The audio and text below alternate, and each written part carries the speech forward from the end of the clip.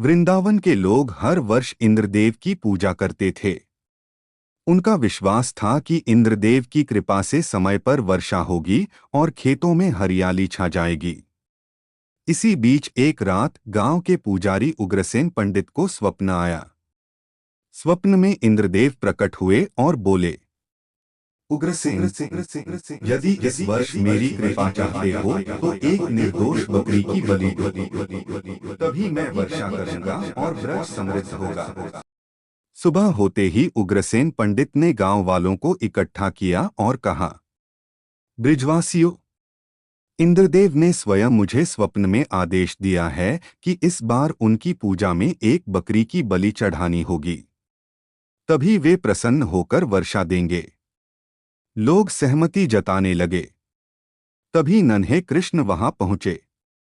कृष्ण ने मधुर स्वर में कहा, पंडित जी, क्या निर्दोष प्राणी की बलि देना ही धर्म है? देवता प्रेम और करुणा से प्रसन्न होते हैं, भय और हिंसा से नहीं। हमारा सच्चा रक्षक इंद्र नहीं बल्कि गोवर्धन पर्वत है। वही हमारी गायों को चारा देता है, पेड़ों से फल देता है और नदियों से जल देता है। हमें इंद्रयज्ञ के स्थान पर गोवर्धन की पूजा करनी चाहिए। कृष्ण की बात सुनकर कई ब्रिजवासी उनके साथ हो गए, जबकि कुछ लोग उग्रसेन पंडित की बात मानने पर अड़े रहे। अंततः अधिकतर ब्रिजवासियों ने कृष्ण की बात मानी और सभी ने मिलकर बड़े हर्षोल्लास से गोवर्धन पूजा आरंभ की। दूध, दही, माखन, अन्न और फल पर्वत को अर्पित किए गए। यह देखकर उग्रसेन पंडित क्रोधित हो गए। यह सब इंद्रदेव के आदेश के विरुद्ध है। तुम सब कृष्ण के बहकावे में आ गए हो।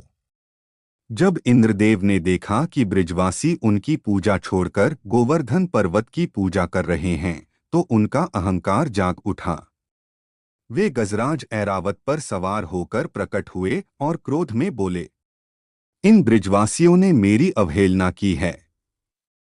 मैं इन्हें अपने सामर्थ्य का परिचय कराऊंगा। फिर इंद्र ने प्रचंड वर्षा, आंधी और तूफान मचा दिया। बिजली चमकी, आकाश गरजा और पूरा ब्रिज भय से कांप उठा।